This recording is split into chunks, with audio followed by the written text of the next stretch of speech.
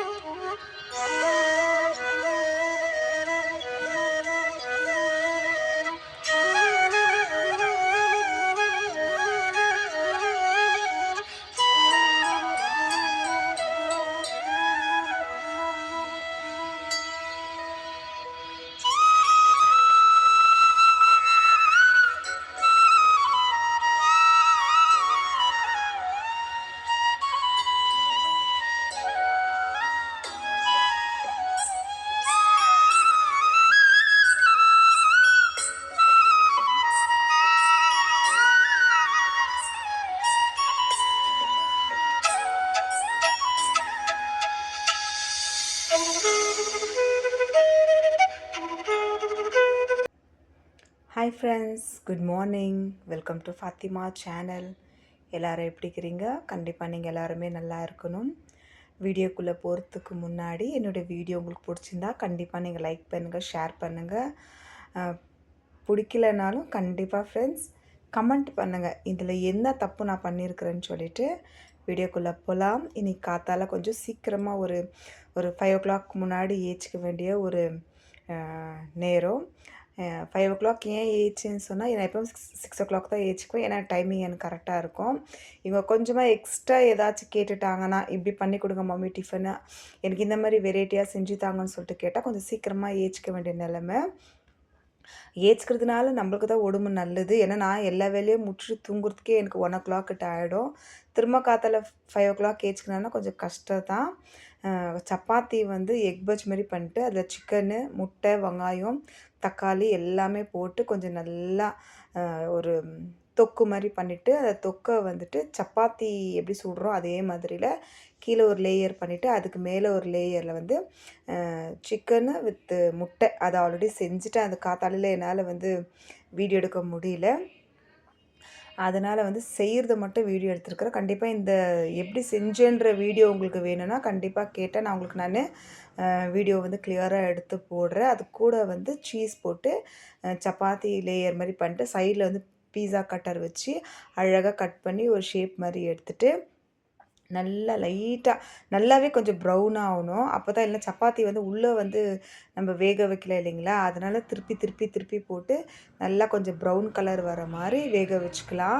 அப்போ தான் நம்மளுக்கு சாப்பிடும் போதும் வயிற்றுக்கு வந்து எந்த ஒரு கஷ்டமே வராது. அதனால் வந்து நல்லா வேக வச்சு நம்ம பசங்களுக்கு கொடுத்தோம். இது மாதிரி கட் பண்ணி கொடுத்தோம்னா அவங்க எடுத்து சாப்பிடும்போது ஈஸியாக இருக்கும். நான் உங்களுக்கு காட்டுறேன் பாருங்க.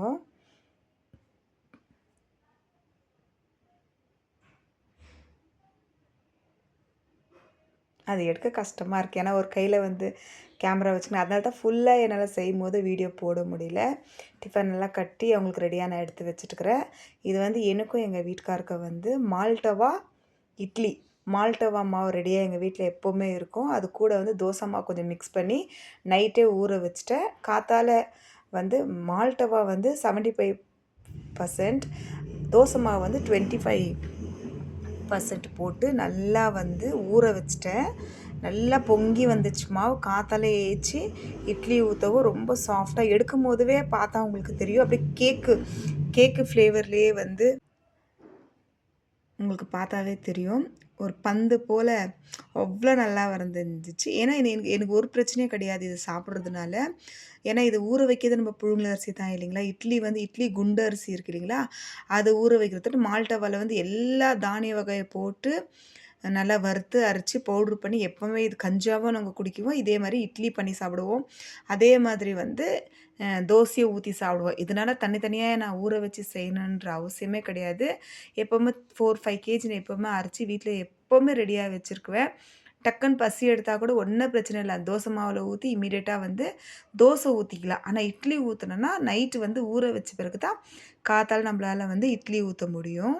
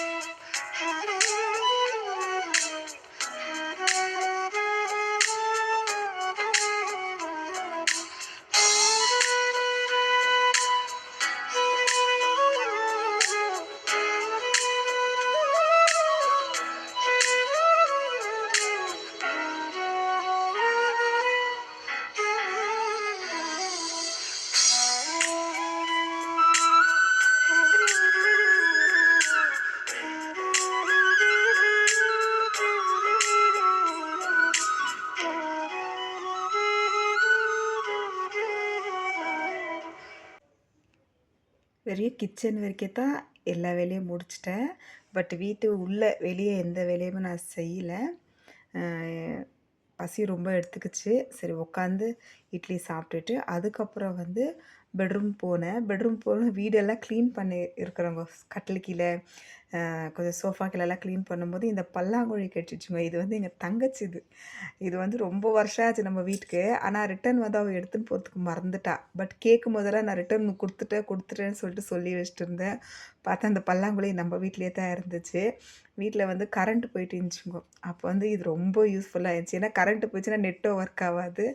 அப்போ உட்காந்துன்னு பல்லாங்குழி ஆடுறதுக்கு ரொம்பவே இன்ட்ரெஸ்ட்டா இருந்துச்சு. கண்டிப்பா அந்த வீடியோ பார்க்கும்போது அவ பார்க்குவா. குடுத்துட்டேன்னு சொன்னியே பார்த்தியா நீயே வச்சுன்னுக்கிறேன்னு சொல்லிட்டு வேலையெல்லாம் முடிக்கிறதுக்கு 12:15. ஏன்னா மத்தியானத்துக்கு சமையலும் இப்போ நம்ம செய்யணும். பட் நான் வந்து அதில் இன்ட்ரெஸ்ட் கொடுக்கல. ஏன்னா இப்போ தான் சாப்பிட்டேன் இல்லைங்களா?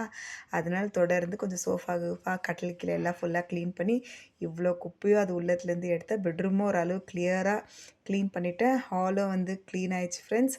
ஏன்னா நம்ம எப்பாச்சும் ஒரு வாட்டி உடம்பு ரொம்ப ஆக்டிவாக நான் உங்கள்கிட்ட நிறையா வாட்டி நான் சொல்லிக்கிறது என்னென்னா, டெய்லி நம்மளால முடிஞ்ச வேலை செஞ்சாலும் நம்ம ரொம்ப ஆக்டிவாக இருக்கும்போதோ, ஏச்சுக்கும்போதோ ஒரு எனர்ஜி இருக்கும்.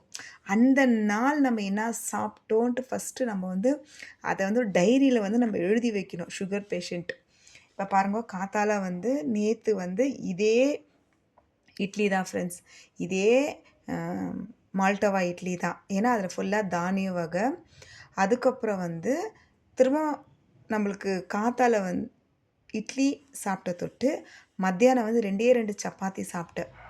அதனால காத்தால ஏச்சுக்கும்போது நம்மளுக்கு வந்து ஒரு புது எனர்ஜி வந்திருக்கு.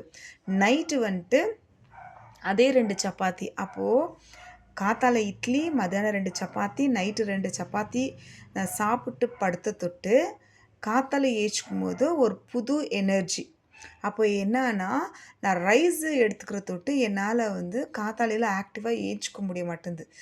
ஃபர்ஸ்ட் ஆஃப் ஆல் தைராய்டு ஒரு பக்கம், ஒரு பக்கம் வந்து சுகர். இது 2ம் வந்து அக்கா, தங்கச்சி மாதிரி. சுகர் வந்தா தைராய்டு வரும், தைராய்டு வந்தா சுகர் வரும், சுகர் வந்தா பிபி வரும். இப்படி வந்து பல நோய்ங்க வர்றதுக்கு காரணமே நம்ம தான் ஃப்ரெண்ட்ஸ். ஏன்னா கரெக்டான உணவு வந்து நம்ம வந்து நம்ம வயித்துக்கு இதுதான் இஷ்டம் வீட்ல இருக்கு. நான் நிறையா வாட்டி அந்த மாரி அட்ஜஸ்ட் பண்ணி சாப்பிட்டுருக்குறேன் ஃப்ரெண்ட்ஸ். முக்கியமா ரைஸ் சாப்பிடுற தொட்டு தான் எனக்கு வந்து சுகர் வந்து ஹையா காமிக்கிற தொட்டு.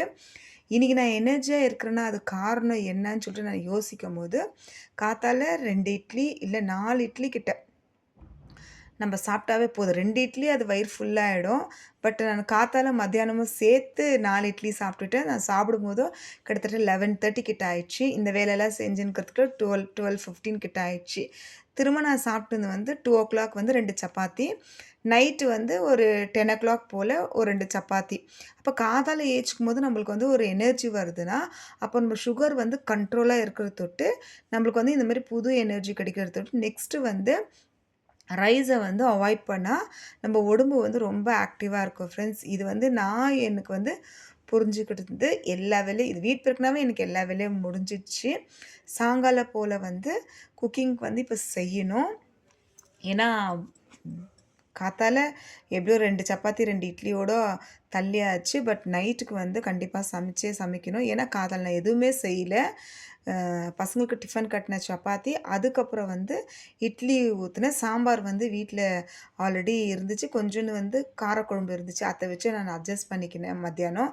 ஏன்னா நான் ஒண்டின்றதுக்காக நான் எதுவுமே செய்கிறதுக்கு போல.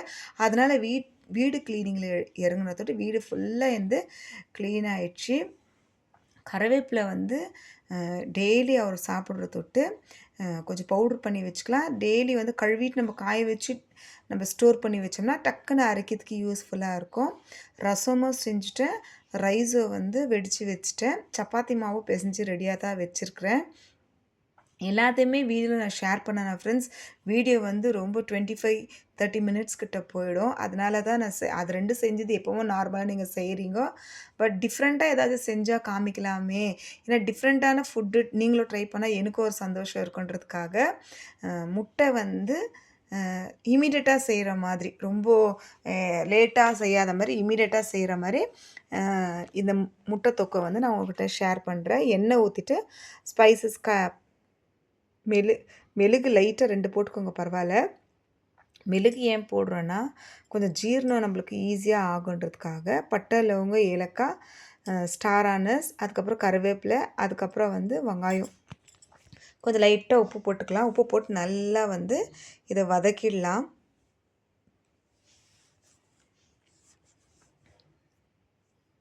நம்ம கழுவி வைக்கும்போது அங்கங்கே ஒரு இலைங்க வந்து ரொம்ப நல்லா இல்லாத இருக்கும். அதை நம்ம அப்படியே போட்டு ஊற வச்சுடுவோம். அதை ஃப்ரிட்ஜில் அப்படியே தூக்கி ஸ்டோரும் பண்ணி வச்சுடுவோம். எதனா இருந்தால் க்ளீன் பண்ணிட்டு டப்பாவில் ஸ்டோர் பண்ணிக்கலாம். நான் அந்த பக்கம் வந்து முட்டை வந்து வேக வச்சுட்டுருக்கிறேன். மசாலா வந்து அந்த பக்கம் வதங்கின்னு இருக்குது. எண்ணெய் ஊற்றிட்டு பட்டை, லவங்கம், ஏலக்காய் போட்டு வெங்காயம் போட்டு கொஞ்சம் உப்பு போட்டு நல்லா வதக்கிட்டு இருக்கிறேன். பாருங்கள், இந்த மாதிரி வதங்கணும். இன்னும் வதங்கணும். அது கொஞ்சம் பிங்க் கலரில் இருக்குது. இன்னும் கொஞ்சம் நல்லா வதங்கணும். இந்த ஸ்டேஜில் வந்து இஞ்சி பூண்டு பேஸ்ட் போட்டுக்கலாம். அது ஃபுல்லாகவே எடுத்தால் 1 ஸ்பூன் தான் வரும். ஒரு பெரிய வெங்காயம், 2 வெங்காயம், 1 ஸ்பூன் இஞ்சி பூண்டு பேஸ்ட்டு. இது கூடவே வந்து 1/2 ஸ்பூன் வந்து மஞ்சள்தூள், ஒரு 2 ஸ்பூன் கிட்ட மிளகாத்தூள், ஆச்சி சிக்கன் குழம்பு மசாலா அதை நான் ஆட் பண்ணுறேன். அது 5 ருபீஸ் தான். இப்போ வந்து 5 ருபீஸ் தான் தனித்தனியாக வந்துட்டுருக்குது. முன்னெல்லாம் 10 ருபீஸ் ஒண்டி தான் வரும். 10 ருபீஸ் பேக்கெட் 1 போட்டால் போதும். இவ்வளோ தாங்க மசாலையே இதில். இது வந்து நல்லா கொஞ்சம் பச்சை ஸ்மெல்லெல்லாம் போட்டோம். இந்த ஸ்டேஜில் வந்து தக்காளி போட்டுக்கலாம். தக்காளியை வந்து நல்லா வதங்கி வரட்டும். இது டக்குன்னு செஞ்சிடலாம் ஃப்ரெண்ட்ஸ். ஏன்னா செய்ய தெரியாதவங்க கூட முட்டை தொக்கு ஈஸியாகவே செஞ்சிடலாம். இது நான் கொஞ்சம் கிரேவியாக தான் பண்ண போகிறேன். இது அந்த தக்காளியை வந்து வேகிறதுக்காக கொஞ்சமாக தண்ணி நல்லா வெந்து வரட்டும். ஒரு 5 மினிட்ஸ் கிட்ட அது வெந்தால் தான் அந்த தக்காளியெல்லாம் ஃபுல் மேஷ் ஆகும். இப்போ எண்ணெய் பிரிஞ்சு வந்திருக்கு, உங்களுக்கு தெரியுதுங்களா? இந்த மாதிரி சமைச்சா தான் நம்மளுக்கு வந்து டேஸ்ட்டு ரொம்பவே நல்லாயிருக்கும். சில பேர் சமைக்கும் போது மஞ்சாத்தூள் அப்படியே இருக்கும், தக்காளியாக அப்படியே இருக்கும். அதுக்கப்புறம் அந்த கொழும்புடைய கலர் பார்த்து தான் ஃப்ரெண்ட்ஸ் கொழும்பு எப்படி இருக்குதுன்னு சொல்லிட்டு கிளியராக சொல்லிவிடுவாங்க. இது கூட வந்து ஒரே ஒரு துண்டு தேங்காய், ஒரு 5 முந்திரி போட்டு நல்லா நைஸாக அரைச்சி, அது முந்திரி பதத்துக்கு தேங்காய் அந்த அளவுக்கு நைஸாக இருக்கணும், அரைச்சி இதில் ஊற்றிட்டு இருக்கிறேன். இது நல்லா ஒரு கொதி வரட்டும். பாருங்கள், இந்த மாதிரி கொதிக்கும் போது நம்ம முட்டை போட்டுக்கலாம். முட்டை வந்து சைடாக கட் பண்ணிக்கோங்க. அப்படி இல்லைன்னா கூட பரவாயில்ல. அந்த மாதிரி உங்களுக்கு இஷ்டம் இருந்தால் முட்டைய வந்து சைஸ் சைடாக கட் பண்ணி போடுங்க. அப்படி இல்ல 2 2 கட் பண்ணிட்டு தவால ரோஸ்ட் பண்ணி கூட மிளகாத்தூள், மஞ்சள்தூள் போட்டு ரோஸ்ட் பண்ணிட்டு கூட நீங்க இந்த முட்டை தொக்குல போடலாம். ரொம்ப நெறையா செய்றத விட எங்களுக்கு இது கரெக்ட்டா இருக்கும் ஃப்ரெண்ட்ஸ். ஏன்னா பசங்களுக்கெல்லாம் 2 2 சாப்பிட்டா கூட நான் அவ்வளோ முட்டை வந்து லைக் பண்ணி நான் சாப்பிட்றதில்ல. ஆனா டாக்டர் சொல்லிக்கிறாங்க, கண்டிப்பா நீ 2 முட்டை ஒரு நாளைக்கு சாப்பிடணுன்னு.